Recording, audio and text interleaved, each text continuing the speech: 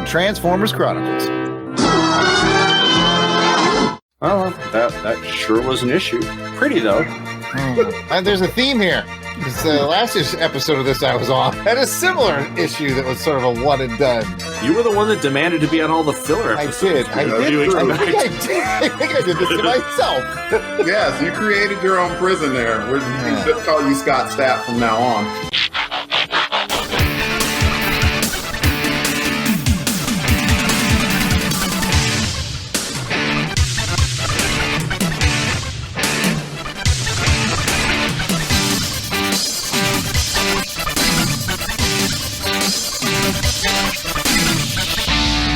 The LONGBOX CRUSADE presents Transformers Chronicles.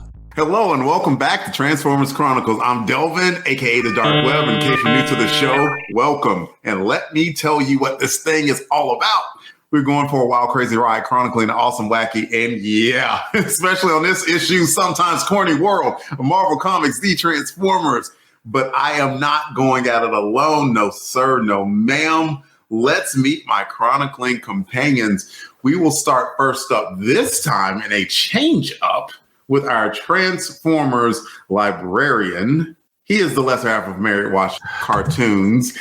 Any other MWC to our as yet revealed guest, think of an MWC acronym for me. His name is Jonathan Schaefer Haynes. John, welcome to the show. Hello, Delvin. I'm having some fun here in this future year of 2006. Yeah, I was just like sad about the fact that last year in 2005 was the last Star Wars movie where we're likely to get Revenge of the Sith. We'll never again see Hayden Christensen in the role of Anakin Skywalker. I remember on Clerks, was it Clerks? I think Clerks, whatever, the sequel, that they called him Mannequin Skywalker. And like one of the guys got like really ticked because he was a huge Star Wars fan. So yeah, that has nothing to do with really what you said at all. But so I should also add, do you have some way cool librarian tip for us that you want to share with the listening audience? I do have a library tip or bit of trivia. Today I was going to just point out, because I recently encountered someone who was completely unaware of this, so there may be others. Despite the name, a public library generally receives very little taxpayer dollars, in particular, very little federal or state. Most of the money comes from the Board of Trustees and donations, and often from some local taxes. They go in. So when someone like the person I was talking to says something like, my taxes, pay your salary, pay for all of this stuff, do what I did and flip them a nickel and say, there's your refund. Our special guest is raising his hand and he has a question. Go ahead, special guest. What kind of went down at the library? Who did you start up with?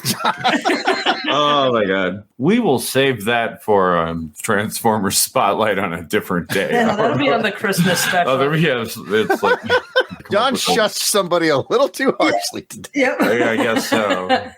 See, I would have opted for, but I'm a wrestling fan. I would have given him a DX chop. You know, do you know what a DX chop is, John? You're old, absolutely. And give him 2 words after that. But I won't say those 2 words because this is a family show, sort of. But speaking of family, that's the best transition I've ever had between you two.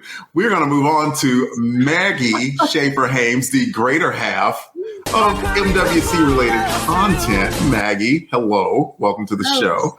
Thank you. Hello. Do you have anything special you want to grace us with? Not really. Nah.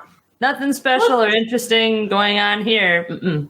Is dressage done? Is that done for? Well, yeah, until it warms up again. I don't go outside anymore. It's October. It's starting to get cool here, but if I told you what cool weather was here, you'd look at me and 5 scoff. degrees and sunny. Yeah. No, I'm happy that tomorrow it's going to be 62 and partly cloudy. It's at least dry. The high today was here in Charlotte was in the 60s, and it's like already down like to the 50s now, and I am harumphing for y'all. and complaining. Dang, that's cold. I have to put on a sweatshirt. I was grousing all around the house today. It was a lot of grousing. Have you ever seen me grouse? No. Previously on Transformers Chronicles.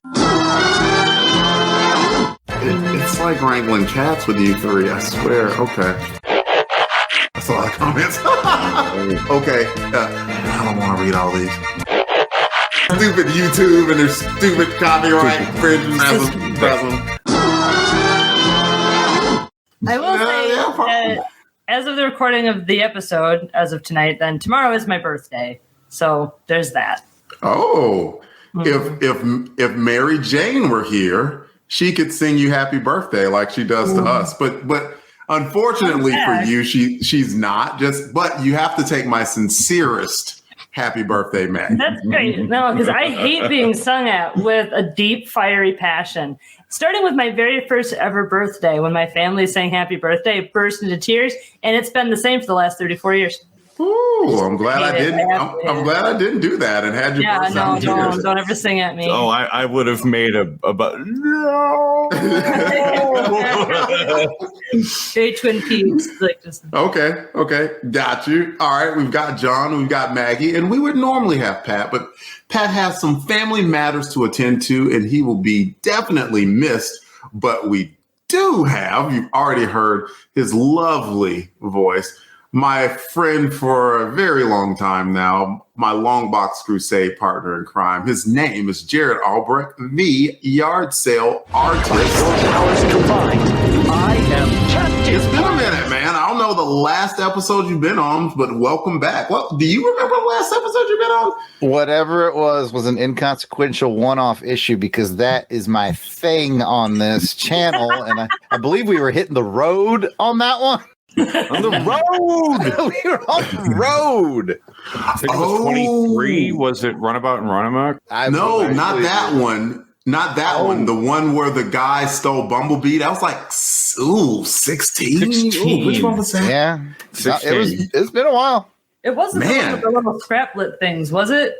Not the scraplets. No. It was like, the Decepticons made up their mind to, they're like, we have the plan to take out the Autobots. We're going to pick on the weakest one.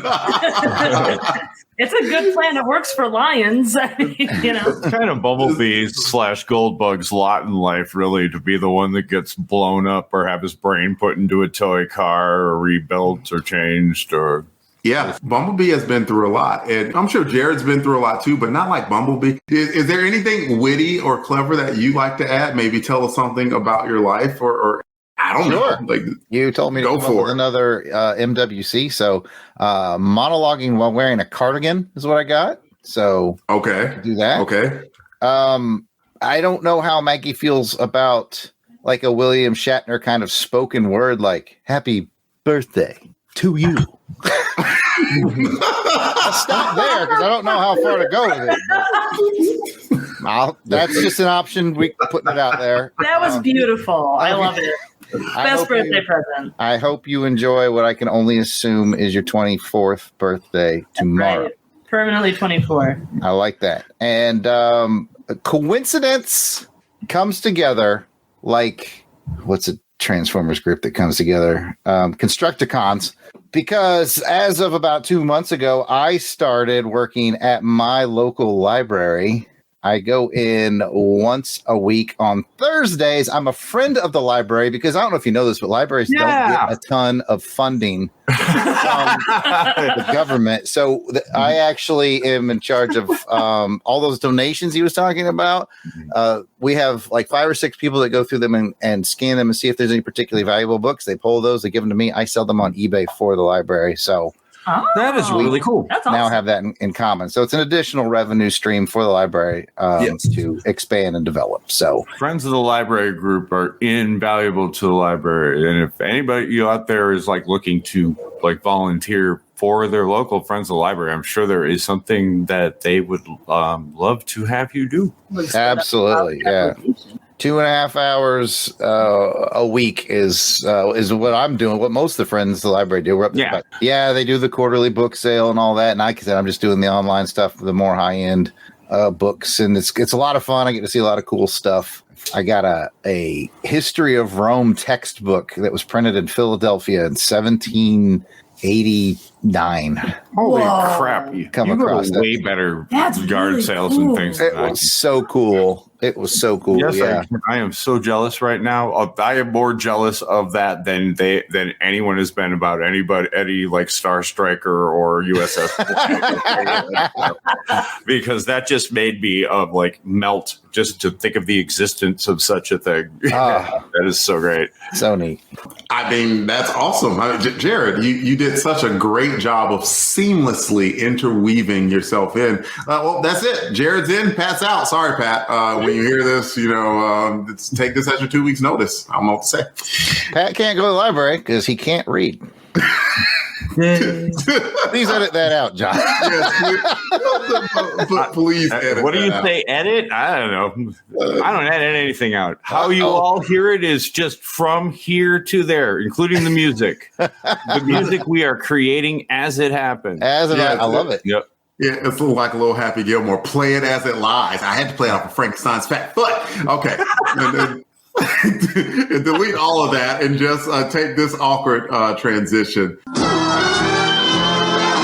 The purpose of this podcast will be tackling all of Marvel's Transformers comics in order, starting with issue 1 and working our way to series end at issue 80. We'll answer any questions that are brought up to the best of our abilities and see how these books we loved then as a kid hold up to our eyes as an adult now. This podcast is guaranteed to be, you guessed it, more than meets the eye. So Jarrod, John, Maggie, let's see what happens when we take a break from main continuity and check in on some cartoon-like adventuring right after the promo break. The Transformers will return after these messages. Broadcasting from the back of a van. What have we gotten into? It's Radio Free Muncie. 3 dudes talking about gaming and comics. We're going to have some old school versus new school discussion. All through the lens of the Knights of the Dinner Table comic strips. Lair of the Gazebo, classic strip. So join us at anchor.fm/Radio Free Muncie. We now return to the Transformers. Welcome back. The issue we will be covering today is Transformers issue 43. And here's John with the cover description. Fortress Maximus is yanking his head off of his shoulders in the upper corner box as if to toss it away from the rest of what's going on in this issue. The rest of us are not so lucky as we have to look upon what we see below, which is RODIMUS Prime and Galvatron fighting each other, both of them completely off model and at a weird sort of angle while a whole bunch of rocks fly around in front of some sort of, what would you say, great tan background. There's a yellow bubble burst thing that says RODIMUS Prime versus Galvatron, deadly duel in the promised land. The Transformers logo is in just solid red, as is the Autobot symbol. And at the top, it tells us that this is a saga from the future starring ... And then RODIMUS Prime versus Galvatron, deadly duel in the promised land. Probably should have started at the top and gone down. Like cover dusting, cover description should be done that way. Anyway, this is a dumb cover and I don't like it. And that's what I have to say about it. Jarrod, what do you have to say about this thing as the artist? Well, I'm probably going to be the most forgiving out of all of us because, I only dip in and out on inconsequential issues of Transformers and I don't know a ton about them. And what I do know about them, mostly I know from the few episodes of the cartoon I've seen. And of course, the movie, the animated feature that I've seen over and over and over again. This is clearly marketed to the latter. Mm-hmm. This is clearly on the shelves to say, hey, kids, remember that cool movie we made? This should remind you of it and you should buy it.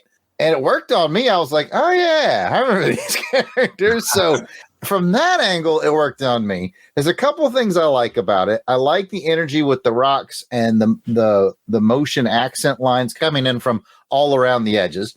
I like that. I'm like the action pose. It looks like they're in a fight.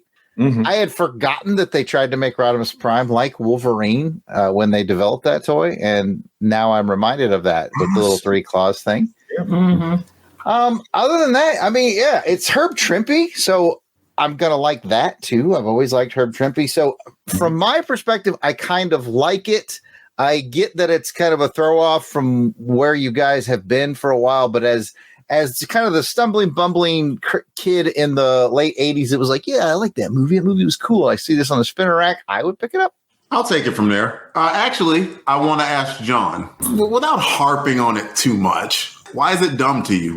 I remember I would buy most of my Transformers issues from one of 2 drugstores. The first drugstore had the comic book rack right visible from the door as you were looking in from the outside, even when it was closed.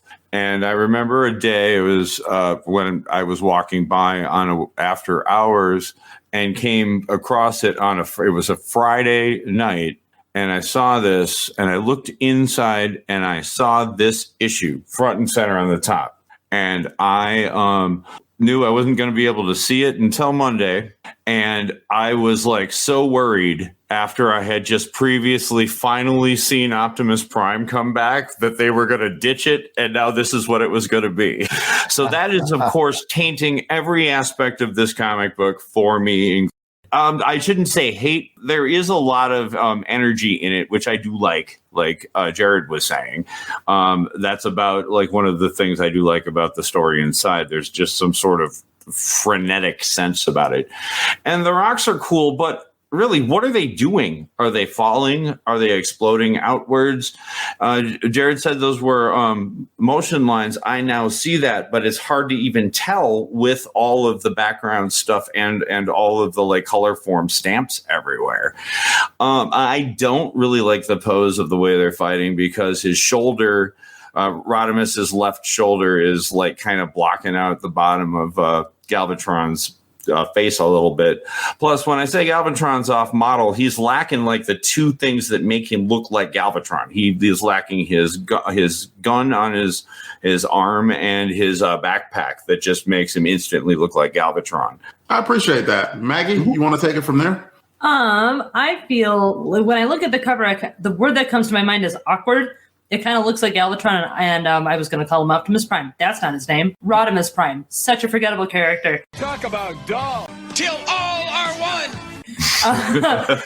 Look like they're kind of being squished to like fit into the space in the middle. But the art itself like isn't terrible, although it's all right. It's a fairly basic kind of cover. It doesn't wow me. I do like how the red of the Transformers logo at the top works against this kind of very soft brown color of the background. And I do like the action, like the motion, but I still feel I agree with John that the pose is awkward, and that kind of throws me off, I guess, a little bit off it, but I'm not like offended by it. Okay.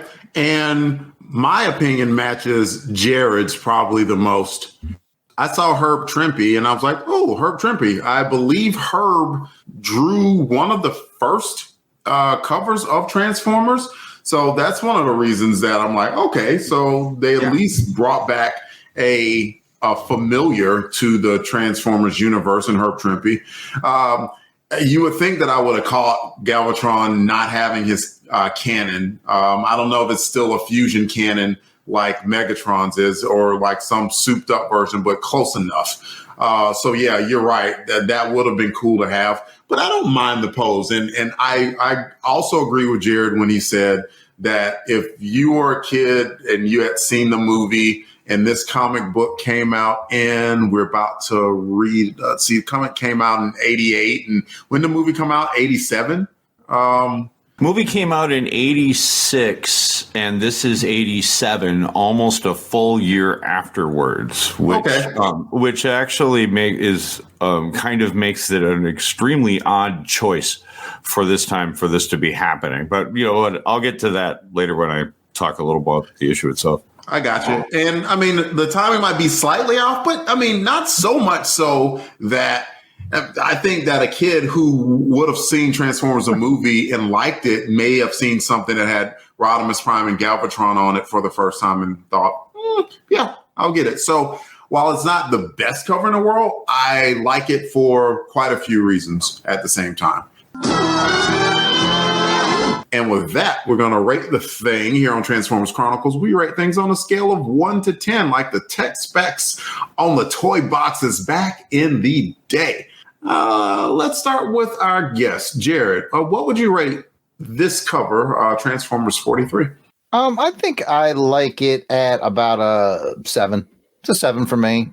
It has that feeling that you and I have talked about before, Delvin, whether it be on G.I. Joe or Transformers or whatever. What do you get Herb Trimpe for, Delvin? What do you hire him for? You hire him for that. You hire him for good. You hire for good and fast. Yep. Good and fast. And that's what it feels like. It feels like they're like, we got to buy some time. This is a buy some time issue.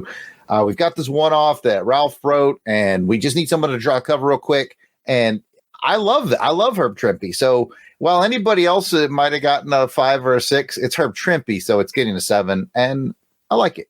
And I'll jump on board with that. I'll match the 7. Like, was it my favorite Transformers cover? Absolutely not. But is it serviceable? Yes. And is it serviceable for this issue in particular? Also, yes. As a matter of fact, I'll say it's the best thing about it, but we'll get to that. Let's go to John. John, what would you rate the cover? I'll give it a really high 6, like really pushing like at the envelope of the 6, because there are a lot of Trimpeisms. I like it, especially Galvatron's face is kind of cool. It isn't very Galvatron-y, but the guy that it is neat. And Optimus Prime, I did it too. I am Optimus Prime. Rodimus here probably looks about as badass as he ever did in this era right here. So that's something only Trimpe could pull off. So that almost pushes it to a 7. The thing that drops it then back down is Deadly Duel in the Promised Land. I don't think fighting on a bunch of junk floating in space constitutes as the Promised Land. I call foul, and I dock it a point. And before I go to Maggie, I just want to add, if either one of you confuse Optimus Prime with Rodimus Prime again, we're going to have to fight. That is completely fair, and I understand. Those are just the rules, I think. I apologize. You who are without mercy, now plead for it? I thought you were made of sterner stuff. In the bylaws of the cast, yeah. Even as like the world's only Rodimus Prime fan, I understand. The thing is I was prepping what I was going to say. And in my head, I said Rodimus. And from my mouth came Optimus. That's the same thing. It's not supposed to do that. It's supposed to say what I think. Yes. Mm-hmm. Well, Maggie, say what you think and tell us what you will rate this issue. So, okay, I have to try, or I'm making an effort to try to remember that on a rating scale of 1 to 10, 5 would be average, 10 is exceptional, 1 is really, really terrible. Correct. And if I think of it in that term, I'd give it a 5. It's not below average. I don't really see it as being, for me, above average. It doesn't really tickle my fancy that much. It is serviceable, and therefore I will put it at a 5. I think that's decent. Like all the time on one of our sister shows, Action Film Face Off, that's what Jarrod is very cautious to let the viewers know that a 5 is not a bad score. It's right down the middle. And it's therefore, and that'll be the last time I ever mention Action Film Face Off on this show because it's not Jason is going to fight a bear on an upcoming episode. I don't know if you know. That's great. You got to tune in for that. We have to mention Action Film Face Off all the time now. Is it like just if we say it 3 times, like Jason and the bear will just appear? No, Jason and a bunch of cats. Absolutely. A bunch of cats. Thanks, everybody. And here's Jarrod with the credits for the issue. This is Transformers number 43. Its on sale date was April 26, 1988. Its cover date was August of 1988. Its cover price was $1. Its story is by Ralph Macchio. That's how I'm going to say it. Pencils are Alan Kupperberg. Inks is Dave Elliott. Colors are Nelson Yomtov. Letters are Kurt Hathaway. Editor is Don Daly. And the cover credits?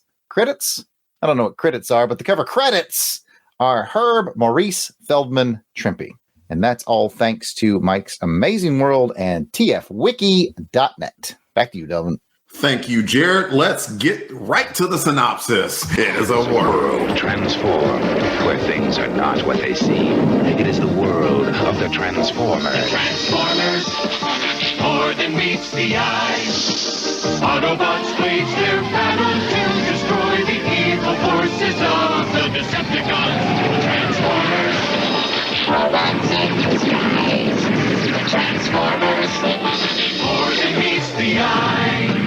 The Transformers from Marvel Comics. The title of this issue was The Big Broadcast of 2006. We take a break from the earth-shaking events of last issue. Why? I honestly have no idea. Maybe John is going to come up with some knowledge about it later. So anyway, the vast majority of this action on this comic book revolves around the planet Junkion, home of, well, the Junkions. They hoard trash, you see, and the Quintessons, beings who once ruled Cybertron, want a very specific doodad from the Junkions' junk planet. They dispatch the Sharkticons to go get it, but the Junkions are very protective of their junk, to no one's surprise, and repel the Sharkticons, leaving the Quintessons to come up with Plan B. Use the Junkions' predilection of consuming endless amounts of Earth TV to encode a subliminal message, making the Junkions violent to any life form that is not their own. If you're asking the question, couldn't they have just used a subliminal message to just make the Junkions friendly to the Quintessons or maybe the Sharkticons? The answer to that question is yes. Would have made much more sense too. But anyway, it's this blooming conflict that eventually brings in the Autobots, the Decepticons, and many, many other races in what almost became a galaxy-wide conflict that sees a brief fight between RODIMUS Prime and Galvatron, but ends, as all subliminal fights seem to, a counter-subliminal message to counteract the first subliminal message. Thanks, Blaster. And the doodad that the Quintessons wanted all along was lost in space, and I'm pretty sure that we never find out what the heck was on that doodad in the first place. Bravo, my friend. That was not easy to do in any case, and you took that sow's ear and you turned it into a silk purse, and there was a tear in my eye. Well, thank you very much for that. We are going to take things around the bend here, as it were, talking about highs, lows, what does, and once again, we're going to start with our guest here. Jarrod, we bring you on for these, crazy offbeat episodes, and this one is crazy and offbeat. So you can take it away, whatever direction you choose. All right, I'm going to take you on a bit of a roller coaster right here, much like the issue itself. My biggest takeaway from it's a bit of a negative, and that is on Mystery Science Theater, they always say whenever they're watching a bad movie, right, because that's what they do, and in the background, someone's watching an actual good movie. They always say, never play a good movie in the middle of your bad movie, right?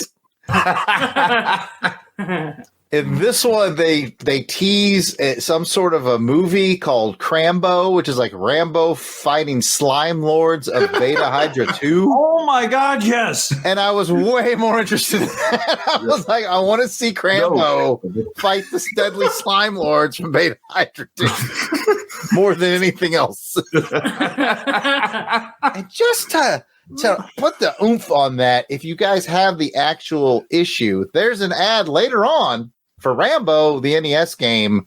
It's all tied together. So yeah, I had to laugh when I was like, when I finished, I was like, what is the thing I'm really just thinking about? That's what I like to do whenever we do these on LONGBOX CRUSADE, whatever. I close it and I go, what's the last thing? And I thought, Crambo. I want to see Crambo. So that's a bit of a low. Just to spin that into a bit of a high, I personally kind of enjoyed the way the Junkions speak in TV terms, and I was impressed.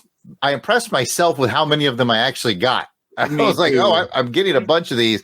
And to get back on the roller coaster ride to sadness, one of them was from TV show called Sledge Hammer, which I love. It only ran for 2 seasons, and then it made me sad because I was like, this is supposed to be 2006. Sledge Hammer's not still on in 2006, but it should be.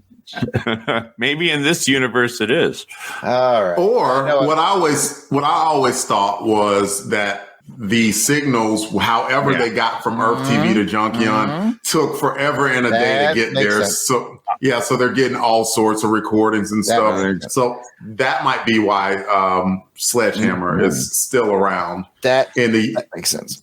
In the year of our Lord, 2006. It's the second Sledge Hammer reference that Budiansky has managed to shove into, or this isn't even Budiansky. This one's just lucky. Budiansky managed to slip a Sledge Hammer reference into an earlier one. Is it weird that I have like within arm's reach? Sledgehammer has the greatest last episode of all time besides Newhart for the exact same reason. So welcome to Sledgecast episode 1. I'm Jarrod. John. I better rein us back in because I'm sure that everyone might be a little bit more interested in Sledgehammer than this issue. But what I'm going to require, and Jarrod, thank you for that. I'm going to require something, and I'll do the same thing. I understand the feelings that people have about Transformers 43, and I'm definitely not saying that they're not justified, because woe be it unto me, humble host that I am, to ever, disqualify or discount anyone's feelings. That said, if y'all would do me the favor of giving me one positive about it, and then you can go into whatever the heck it is that you want to talk to. I know how John feels. I don't know how Maggie feels, though. Maggie, with those criteria in mind, go for it. Skylinks is in it. Skylinks! I like Skylinks. Skylinks! He's one of my favorites. It appears I'll have to save you as usual. I recognize the characters. The art wasn't too bad. You sound like you're giving like 3 in a row. It sounds like you're giving an Easter speech as a kid. I mean, let this mark the end of the Cybertronian Wars as we march forward to a new age of peace and happiness. When the prisoners of war in Vietnam have to say how good they're being treated, that's what it sounds like. They're taking good care of us. Till all are one. Till all are one. Okay, now with that out of the way, say whatever it is that you would like to say, and thank you for indulging me, Maggie. I mean, it just. I think I was 2 pages in and I looked over at John. I'm like, what the hell is this? I didn't know. I had to literally ask him, like, am I misremembering what happened in the last issue?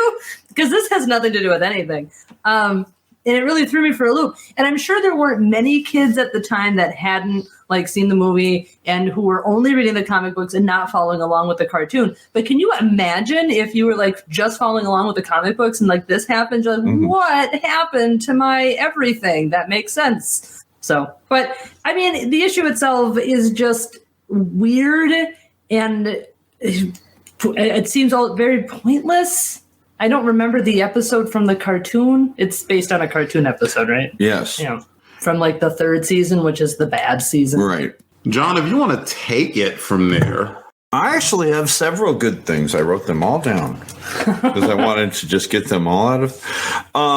I do like kind of just the gonzo frenetic energy of whatever this story is. It just zips from point A to point B. This was written by Ralph Macchio, who is, despite efforts here, we know, the best around.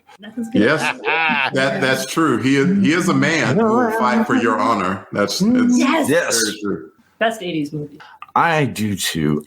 So Ralph Macchio, who wrote the first issue of the Transformers, which, as we know, we're still reading, because it is the wordiest comic that has ever been written. Seriously, Chris Claremont would look at this and bring John Byrne over. Go, have you seen this? Have you seen this? And he's like, I can't get past the first page. It's so long. It's so much exposition. So he manages to do probably the impossible. It's obviously didn't have too much time. And it's like, here, adapt this issue somehow. He's like, all right. So for that, he does a pretty decent job. I, along with Jarrod, love all of Redgar's references. And I, hear it in Eric Idle's voice, doing it a million miles an hour. So some of them were really, I thought, were clever.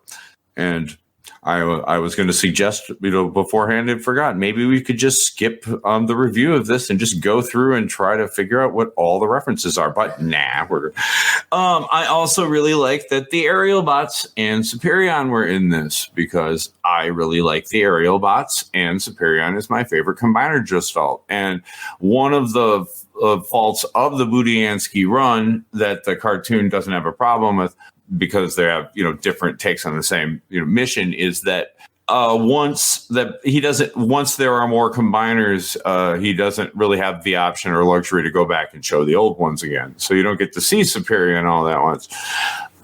Even though you manage to see him more often probably than any of the others. Anyway, it's nice to see him again. And with that in mind, there is the one panel which I would call probably the only really good panel, which is on content page 11, where Superion is getting hit by whatever happened, but the explosion, and Superion getting caught in it. That's pretty neat. And also, Omega Supreme fires a gun in this, which is something we've only seen him do in one issue before. So that's really, really cool. I do also have, for other good things, this must have been so much more confusing for the Brits with the UK issue, because Furman's at the time was writing a story that he was interweaving with the regular story, but his was involving the characters from the movie that he had in his own time travel story going on.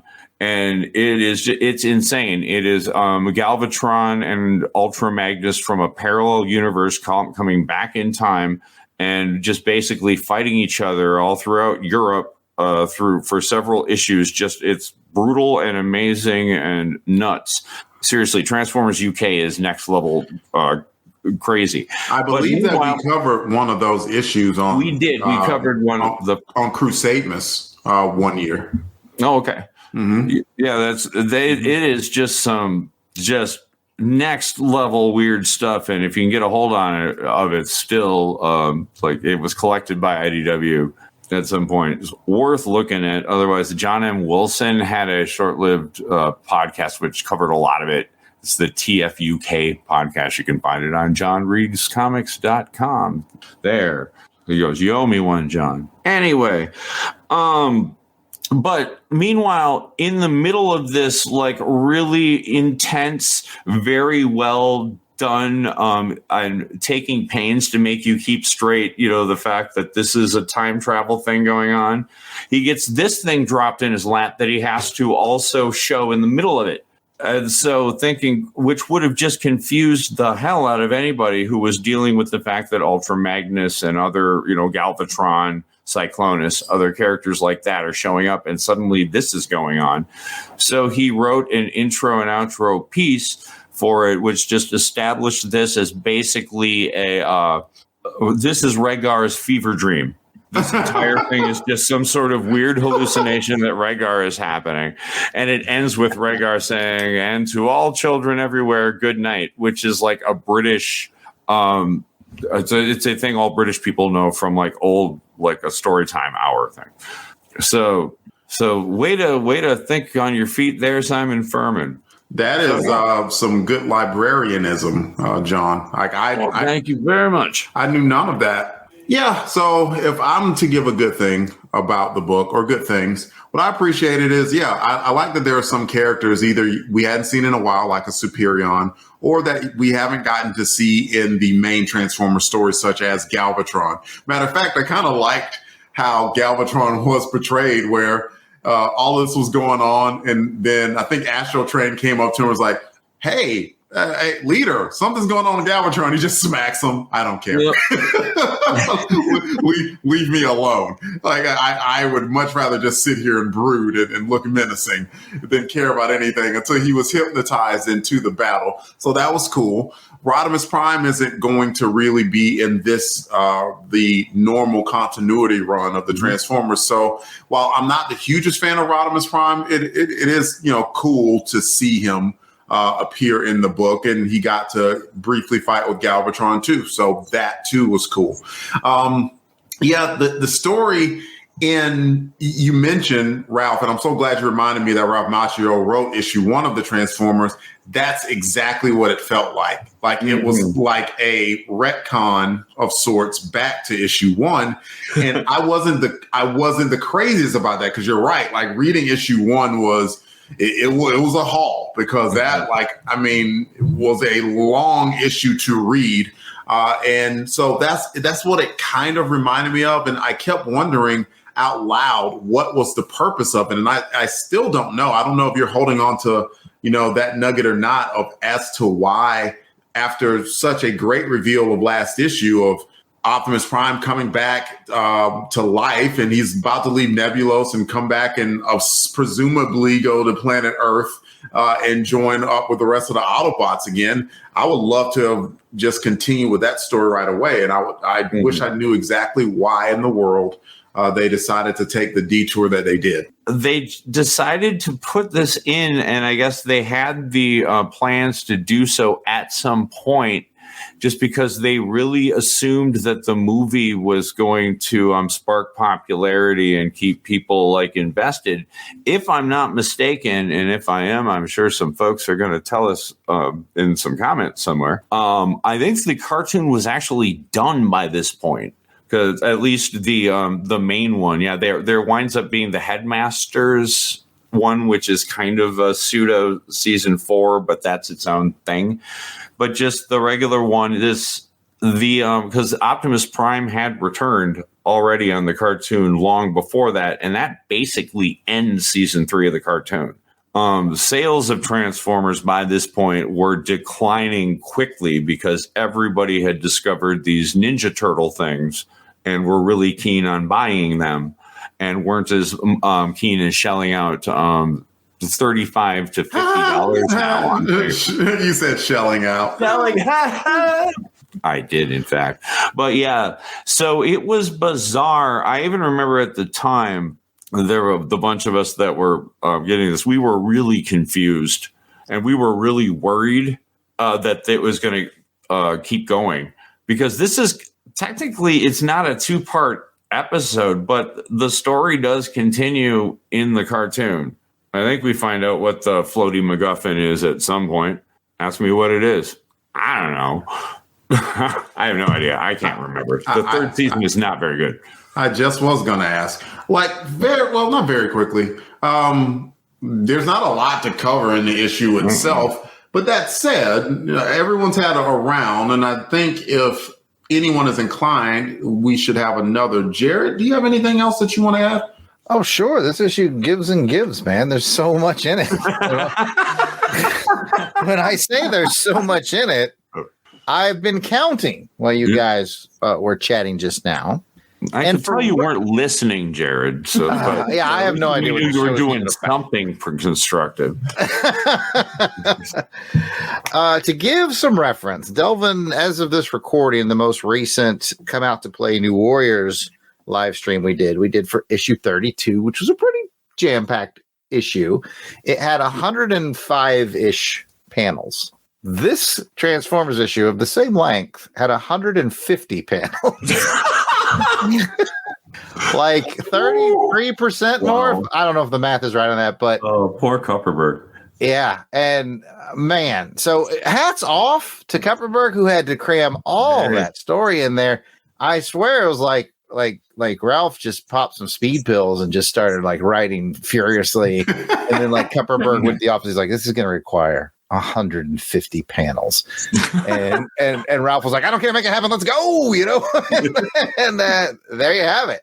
Yeah. So There's a lot of panels. Some other nitpicks. We'll do a highs and low. I'll be like, Pat, let's keep talking. We'll take a roller coaster ride.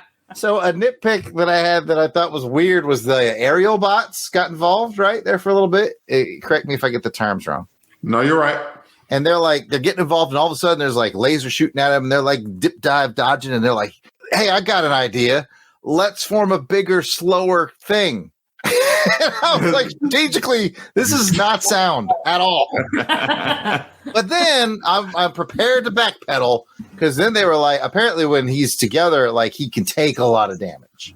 That's correct. Punched the spaceship and it knocked him back a bit. But anyways, so I thought that was funny. And I would be remiss to all of you who have put in up to this point 43 plus. I think you did some spin-off episodes at one point of Headmasters or something. 43 plus episodes of Transformers Chronicles to note that in the very first dialogue box of the very first page, they mentioned the title of this podcast. It is the year 2006, according to the Transformers Chronicles. Mm-hmm. I saw it. Yeah, I saw that too. I saw it. I did the Leo thing. I was like, there it is. There it is. The meme. We are going to make this work for us somehow. This makes us official. Mm-hmm. You know what? I guess I will leave it there. 150 panels. God bless you, Alan Kupperberg. If you're unfamiliar with him, by the way, just because I want to sound cool like John, he did some work on Amazing Spider-Man, Spectacular Spider-Man. He went to DC, did Justice League, Blue Devil, Firestorm. He's quite the prolific guy. Yeah.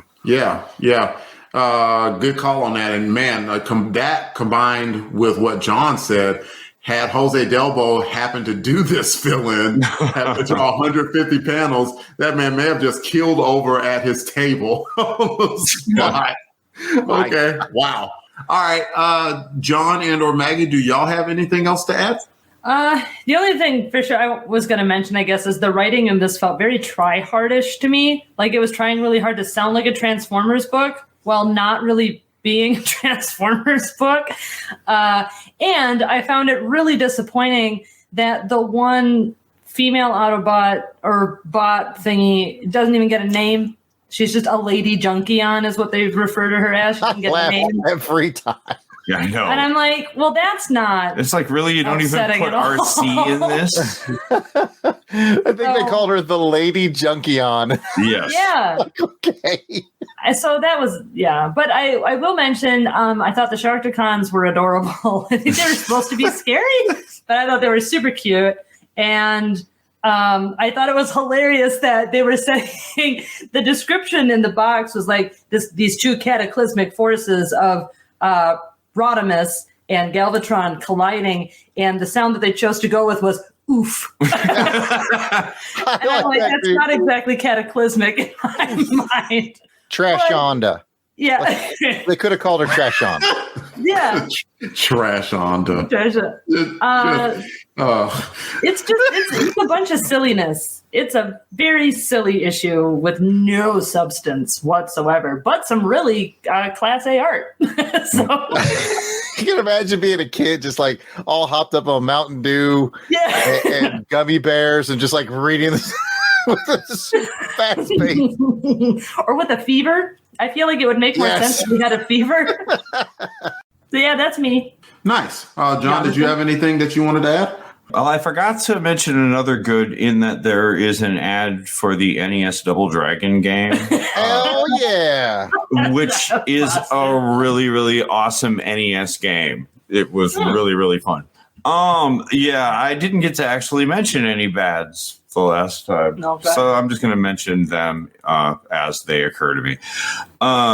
First, I'd be remiss if I didn't mention that my good bud Nel Yomtov managed to do something which he hadn't managed to do before, which is to confuse me a lot. In content page 4, he decides to color Rhaegar and the Lady Junkion in such weird ways. And then I think it even confused Machio because he writes there's a bit where it's supposed to be Rhaegar on the screen and the Junkion on the left looking at each other, but he just draws them as having a conversation between each other as if they're both Junkions. And that one stopped me for so long, and I'm like, who's that now? Who are these people? Why are there American flags behind them? See, you cared too much, John. That was your downfall. And suddenly, like, wait a minute. Young Tom! You were too invested in the quote-unquote story, John. Well, it was only page 4. I was going to give it some time. But yeah, after that, I just gave up. A couple of things that did, kind of annoy me about this one. It's like, if you're going to have RODIMUS Prime and Ultra Magnus in it, give them something better. Pick a better episode where they at least do something, especially Magnus. What does he do the entire time? He's like, good job, let's do that, RODIMUS Prime. Yeah, his whole purpose is just to compliment RODIMUS. And also, if you have Skylinks here, and especially cartoon Skylinks here, that he doesn't act like Skylinks, act or talk like Skylinks does in the cartoon. He should be constantly bragging about everything he's doing and ridiculing everyone else for doing it wrong.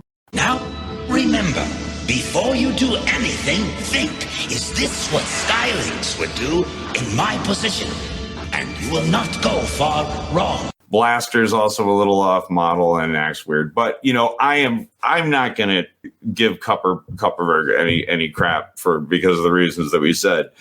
I mean, he managed to pull this off. It could have been a lot worse, but man, there's so much stuff in this. Well, there's even an ad for Rambo.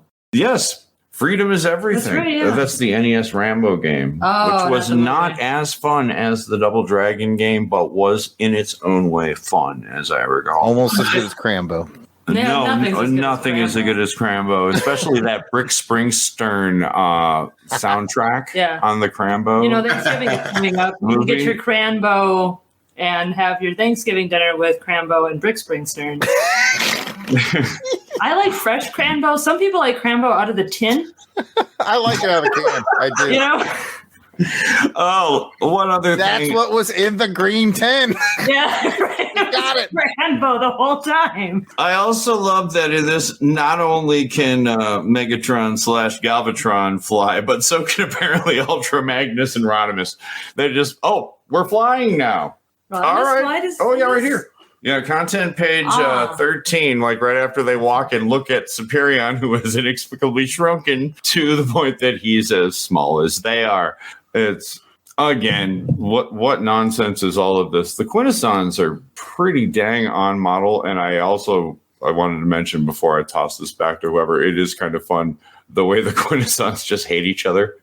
The one, we must get the thing. Shut up. Yeah, they weren't big fans of each other, and yeah, I'll take it to wrap it up.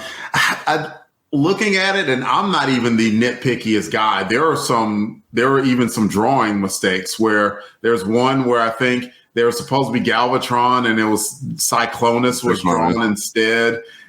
There was one where Soundwave was inexplicably drawn, and it was supposed to be someone else, and it was just like, what is going on?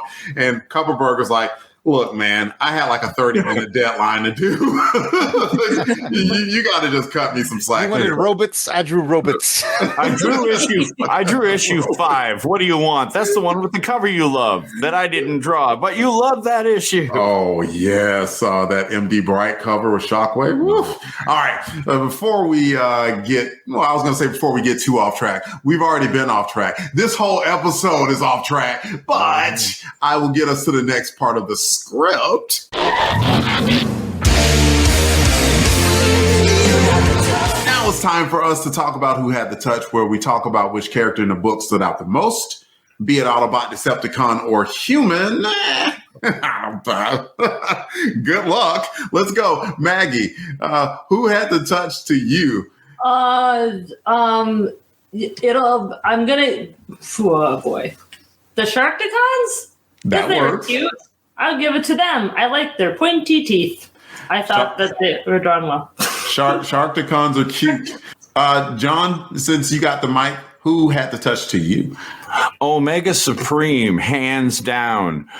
because we get to see him do something we never get to see him do in this comic, which is shoot and actually apparently hit someone and remembering that that's what he's supposed to do, even though he even in this manages to do his job wrong, because he's like, I will defend by attacking. It's like, yeah, all right, we'll allow it, Omega. You're shooting, so Omega, you get to touch. Yeah, it's like, at least you got to do something, you big galoot. Jarrod, who had the touch, my friend? Little known fact, it's regular Omega, but if you put sour cream and tomatoes on it, then he's Omega Supreme. I get tired of these jokes.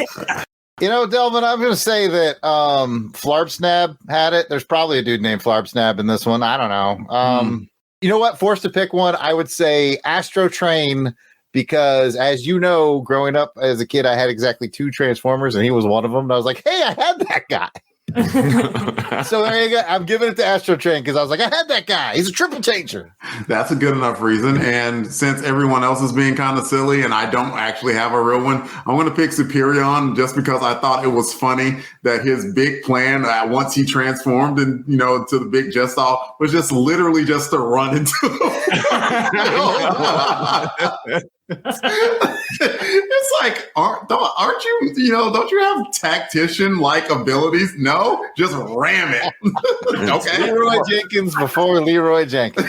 Well, it was about 2006, right? So let's no prize that, Delvin, because remember, this is crossing continuities here. In issue 21, where Superion was, or where they were sent out before their programming was completed, whatever the heck that means, Superion, like, you know, went off the moment they went as Superion. He went like rogue immediately. So maybe he just has that deep within him. That's like, hey, Superion, what are we doing? Don't know. We're going to go fast. Let's launch off it. Okay. All right. Such heroic nonsense. I, Starscream, am now your leader. Decepticons, follow me. Less than meets the eye. If we have talked about the touch, someone had to be out of touch. And we talk about the character that was the worst in the book. It should have to be controlled by Earth TV 24 hours a day because, I mean, who is engaged with media all day in the modern day, right? In the segment called Less Than Meets the Eye, we'll toss it back to Jarrod. Jarrod, you know, like I need you to think and seriously consider who was less than meets the eye in the book. Weighing all the factors. Yes. I guess I would have to say Galvatron. Because his underlings are like trying to bring him information. He's literally smacking them and telling them to go away. Yeah. That's so it's on brand. That's kind of what I wanted to give it to Lady Junkion, but she didn't do anything wrong. It's not her fault that no one named her.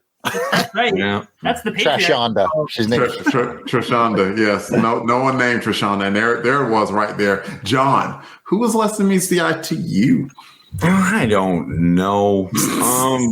Whoever greenlit this, I'm going to give less cocaine. Than the eye. Yeah, because you know you can say what you want about the car wash of Doom, or even the wrestling issue that comes afterwards, or even like the wordiness of the earlier Machio. But this one is about the most forgettable issue ever.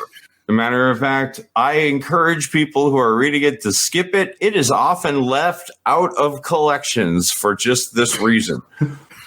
So I liked Car Wash of Doom. I did too. I loved it. We all loved Car Wash of Doom. It was fantastic. Way better than this one. But Maggie, for this issue, yes. Who was less than meets the eye to you? The issue. I'm going to give it to the issue itself. It should be ashamed of itself, and it should not be included in collections. It is entirely forgettable. You don't need to read it for any reason whatsoever. It just exists. So, back to the comic book. If I were to pick a less than meets the eye, I would say it's the Quintessons, only because they make them out to be like they're supposed to be these powerful beings. It's like they ruled Cybertron before the Autobots and Decepticons came along. And like you get the feeling that wasn't really a high-pitched battle. Like the Quintessons are like, we want to stay. And they're like, no, you got to go. And the Quintessons were like, okay.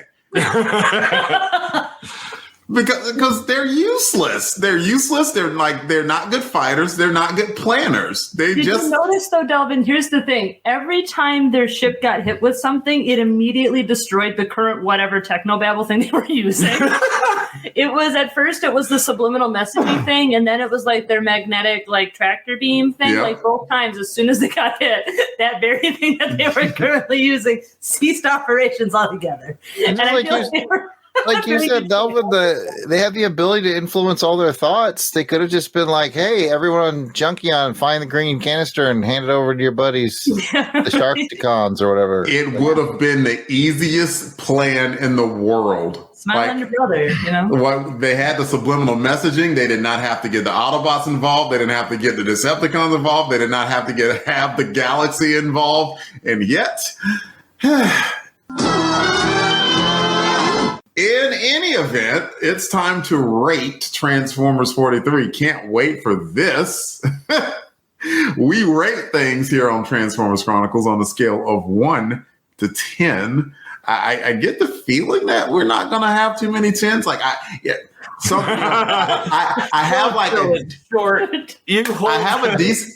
have a decent amount of military training, and I've podcasted and hosted for a while. Something about reading the room. I'm not seeing a lot of 10s. I don't even know who to start with. We'll start with our guest, Jarrod.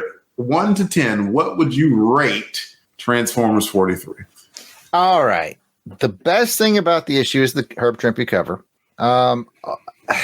Like you said, if 5 is just a very average issue, sort of a wheel spinner that gets you from 1 to 2, and we've covered some of those on, Amazing Spider-Man Chronicles and all that. This is more of a chore to read than that. So I'm gonna have to put it at a 3 out of 10. I think they would have been better off. This is going to sound like a joke, and it's partially a joke, but it's partially true too. With this cover, they would have been better off to have RODIMUS Prime pull up to some space gas station out there, and Galvatron pulls at the same time. And he's like, "Oh, F you," and he's like, "No, dude, F you," and they literally fight through just fisticuffs through the whole thing. Yeah. That would have been better than what this is. So it's just a kind of a joke, but it's also not a joke. If that's all it was them fighting like you see on the cover, it would have been better.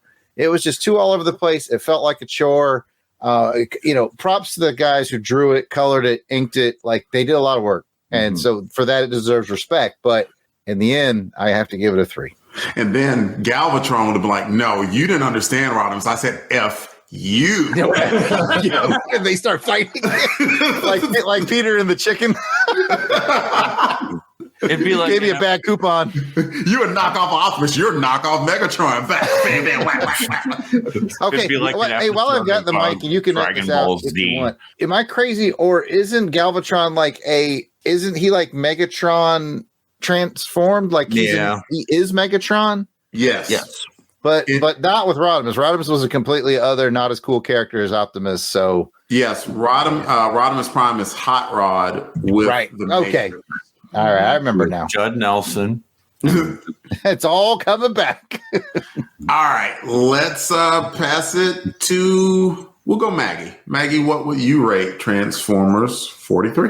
I agree with Jarrod. I'll give it a 3. I think that there was effort put in, so it does deserve respect for that. People worked on it, and they tried very hard to make something out of nothing, and they sort of succeeded. But yeah, if 5 is average, this is definitely below average. So I think 3 is a pretty fair rating. Okay. John, what would you rate it? I'm going to go 1 lower and give it a 2, and not just to be the guy to give it 1 lower. I mean, yeah, this deserves there was a lot of effort put into this by people who clearly didn't, have the level amount of time that they normally would have. But that doesn't get it a rating. That just gets it, good job, guys. I'll buy your other stuff. I would rank a 1 star, a 1 on the tech specs means the character does not have that. If they have a firepower of 1, it means they don't have a gun. If they have a skill of 1, it means they cannot move. So I won't give it a 1 because there is content here, but the only thing I can do to that content is give it a 2, which it has. Man, that one guy who wrote us the email that said that we are way too positive about things must be just punching the air right now. Like Judd Nelson. I don't know. He may be upset that we none of us are going to give it a 1. I actually don't know what I want to rate this. If I could, I would cop out and just say NA. But since everyone else rated it, then I'll give it a 3 as well. It's not great. It isn't. And in light of where we were coming from, I do understand that there was a need for maybe Jose Delbo to kind of cool his jets, as it were.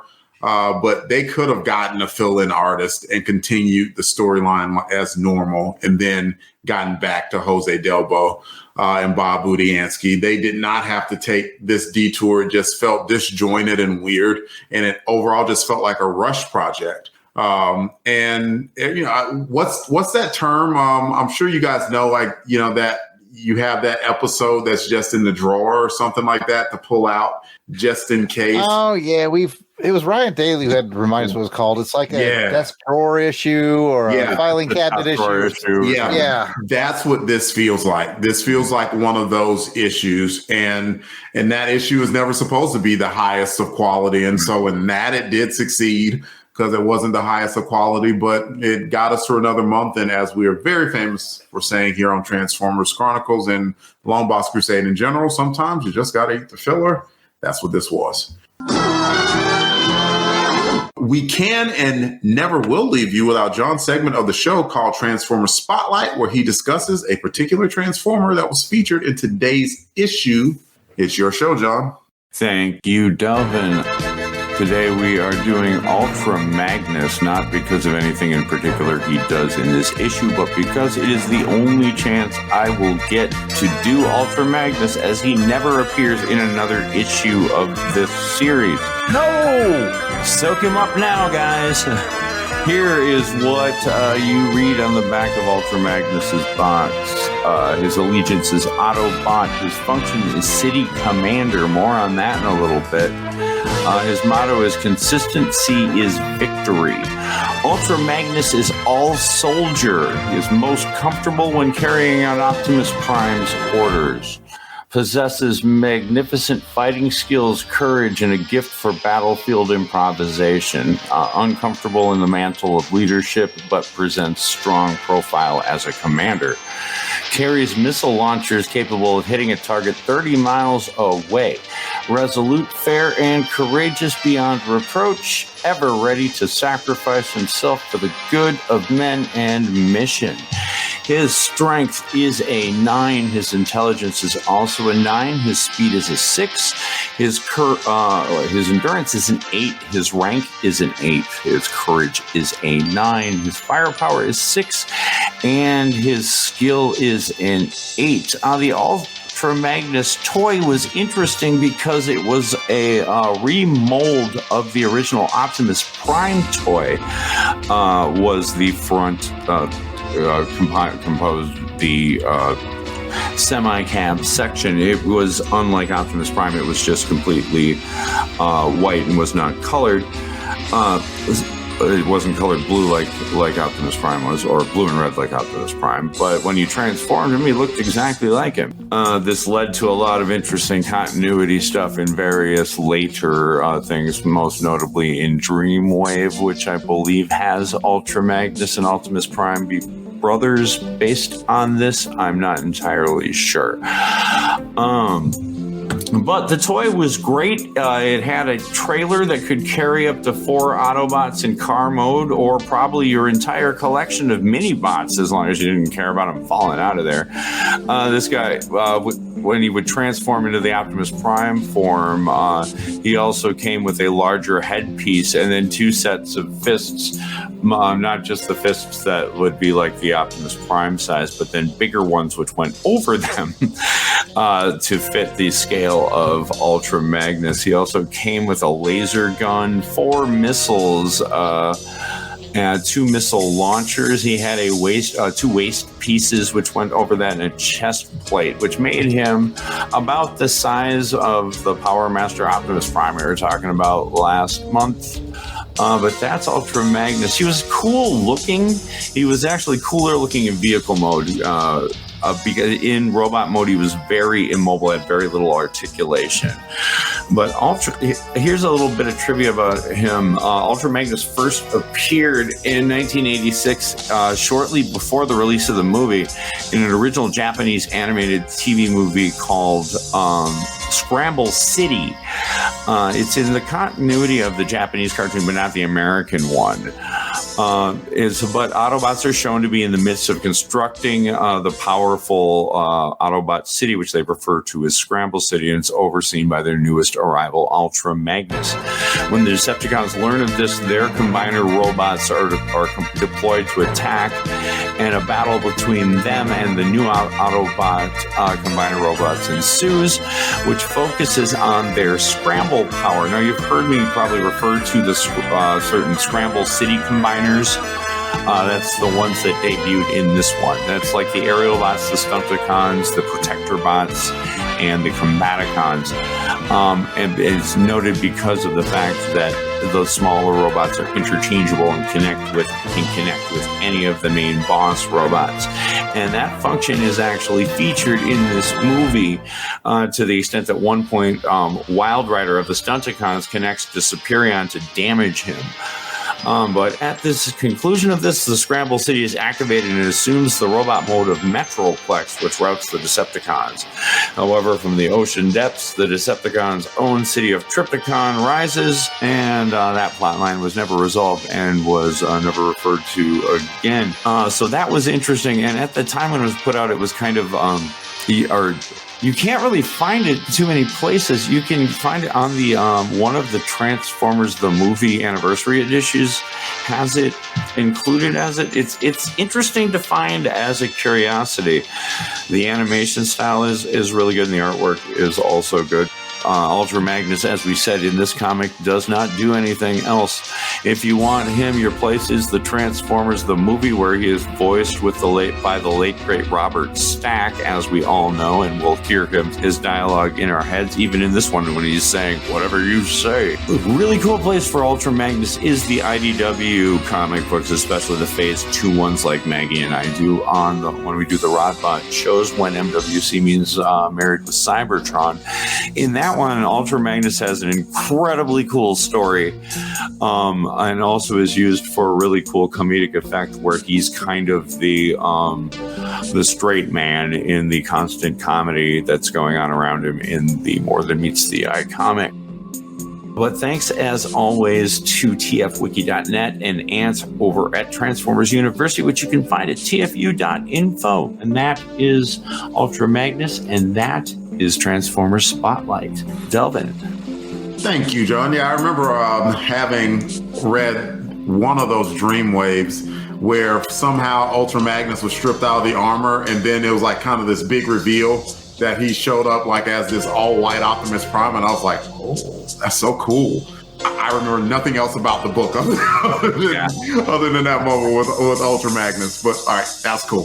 Throw in, say he's always been a favorite character of mine. I love the Robert Stack voice, and I just thought he was cool looking. Question for John: if you've watched Scramble City, is it about 22 minutes long? Yeah, I believe so. Okay, it's on YouTube. If you type in Scramble City Transformers, someone's posted the English version. So get out there and watch it, folks. I got a still shot of it in front of me, and the animation looked quite good. Well, thanks for that, Jarrod. Thank you, John. And now we will go to a promo break. The Transformers will return after these messages.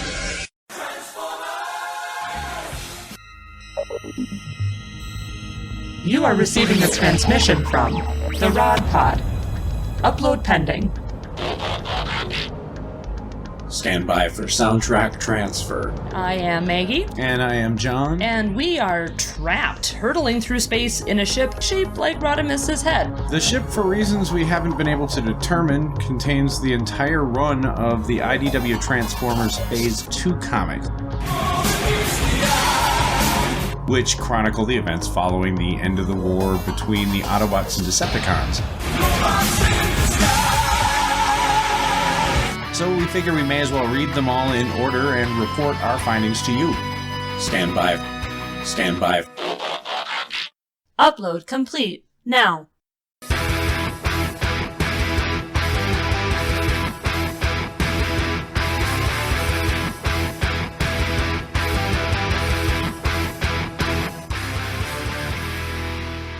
The Rod Pod.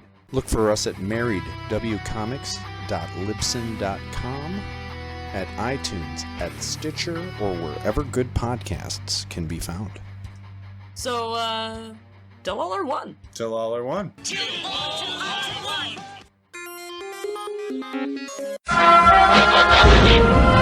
We now return to the Transformers. I am Optimus Prime, and I send this message so that our past will always be remembered. For in those memories, we live on. Now it's time for transmissions, where we heap praise upon the audience for listening to us. We appreciate your love, support, and attention we get from the show that only John gets in real life. I haven't read that in a long time, so I just wanted to read it this time. We are going to talk about Transformers issue 40 that we covered on Transformers Chronicles episode 40. And I tell you what, I will read the social media shares and retweets, and then we'll pass it around to everyone for the comments. Just a quick thank you to Coffee and Comics, Fan Film Fridays, Scotty Cameron, Professor Frenzy, it's a show, Steve at Airborne 8890, and Jim Meadle for your shares or retweets on social media. And we will do a quick pass around for any comments that were that came from the episode. Jarrod, you want to start? I guess I'll read my own comment in my own voice. So that's convenient. I commented over on the X and said, tell Maggie that me getting her YouTube video references is tight. Trust me, she will get it.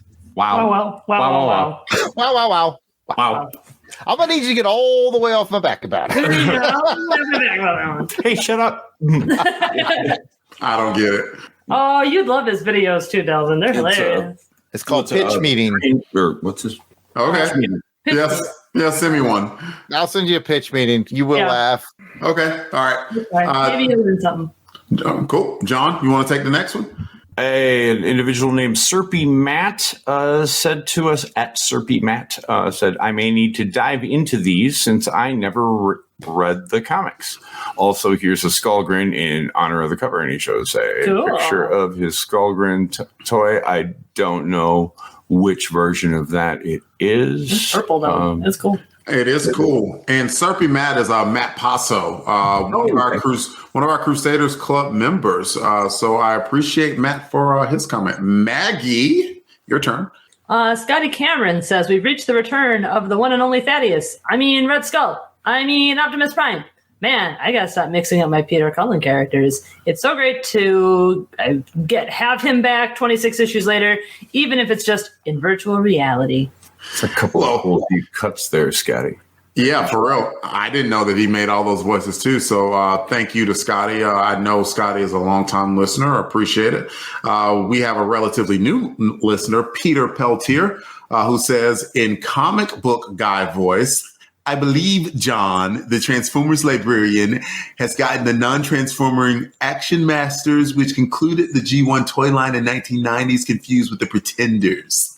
I think he's talking about where I referred to the later Pretenders when they have Grimlock, Jazz, and Bumblebee. I think I said that they don't transform.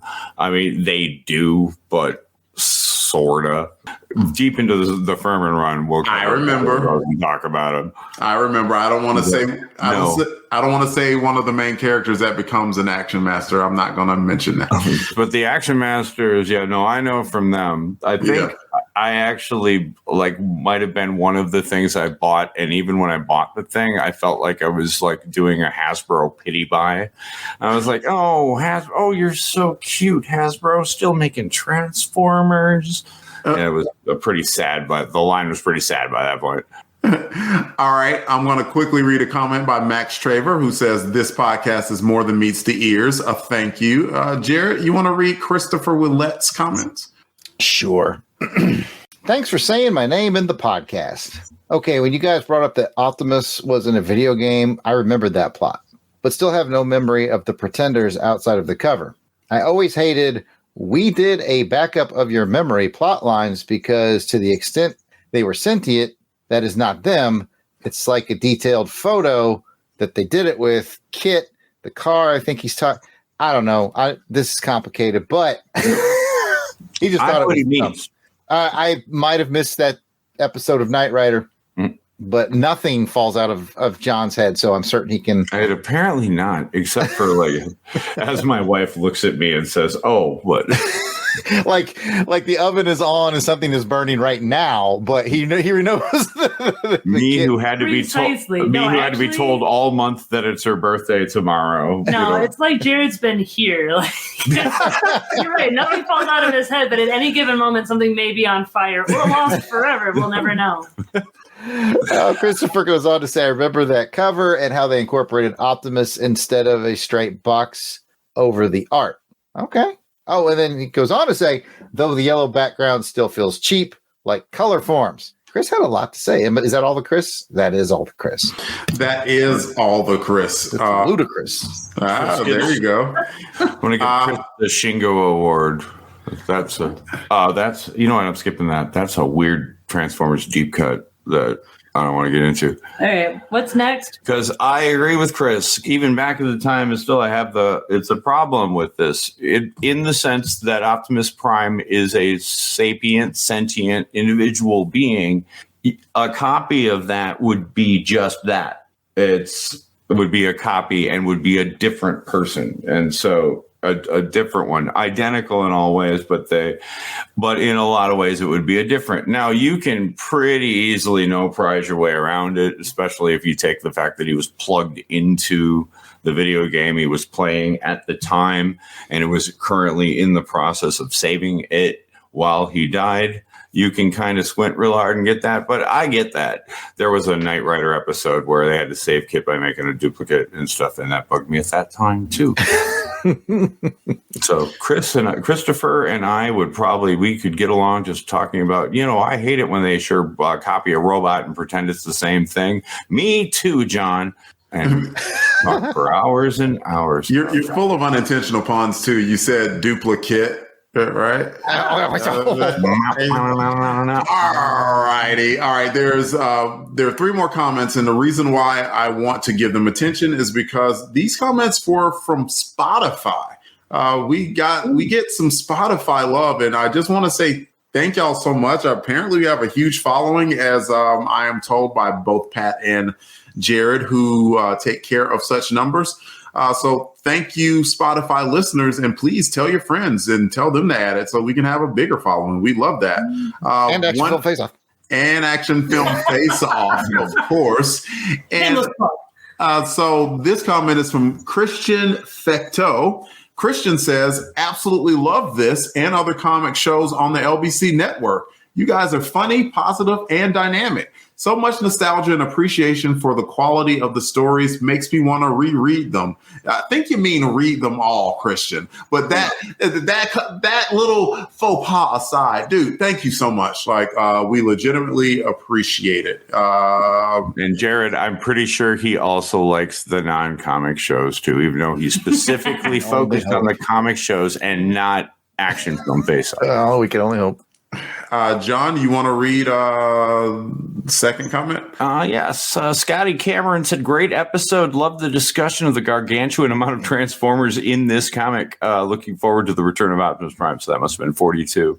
So thank you, Scotty. We liked that conversation as well. No, he's probably talking about 41, the gargantuan.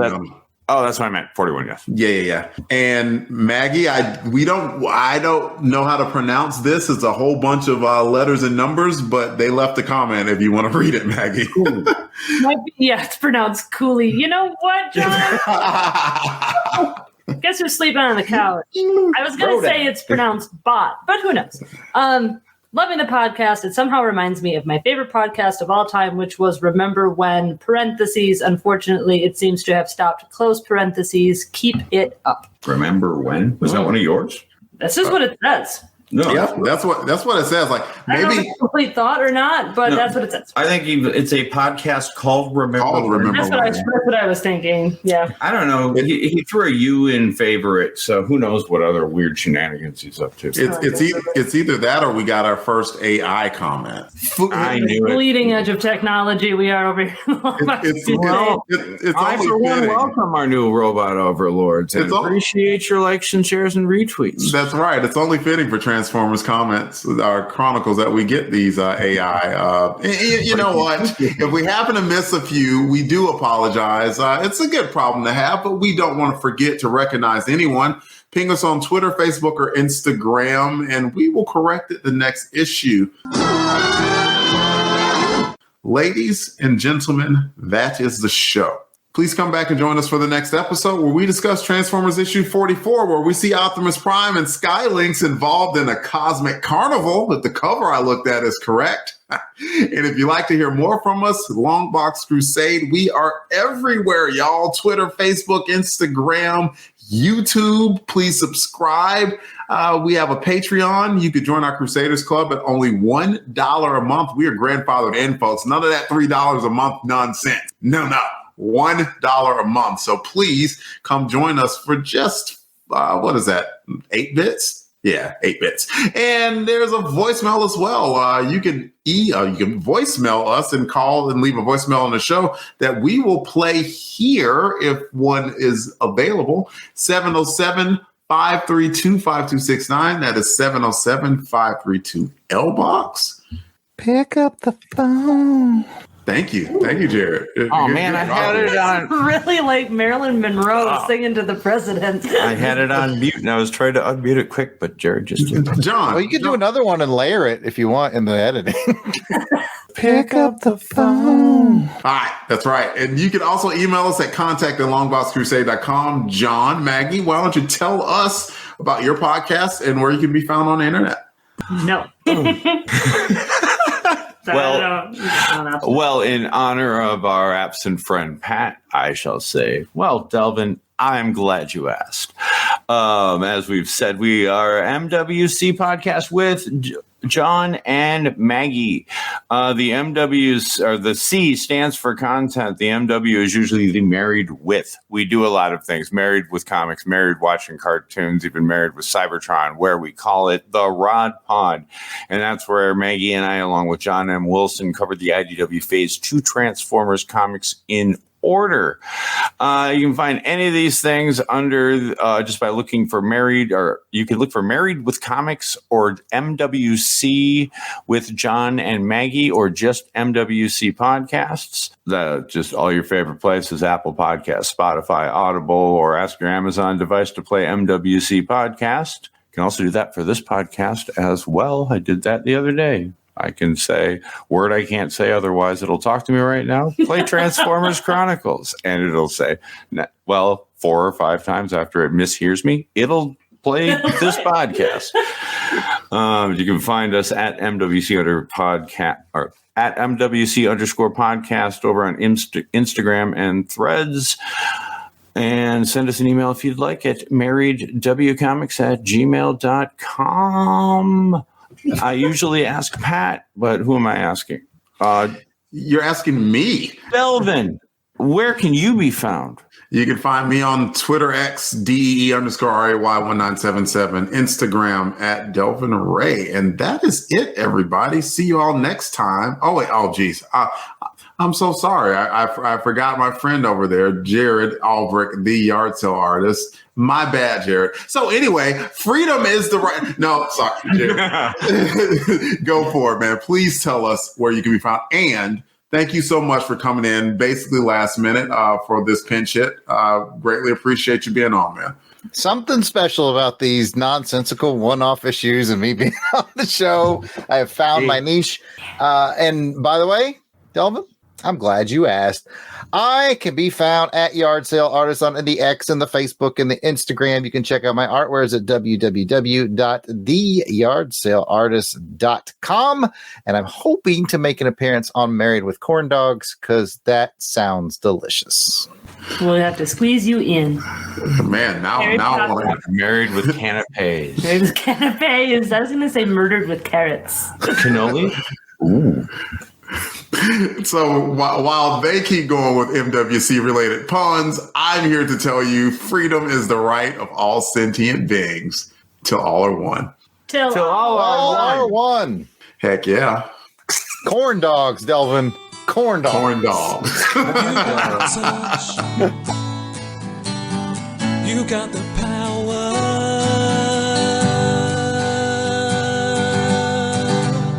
Yeah.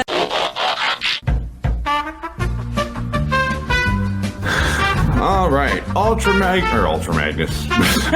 Getting way ahead of myself Such there. an auspicious start. Yes. Thank you guys for having me on what's clearly your first episode. It's a rare privilege. I can't tell you how excited I've been to listen to you put a synopsis on this book. After I read it, I was like, I can't wait. This has got to be at least 2 paragraphs minimum. Let's find out.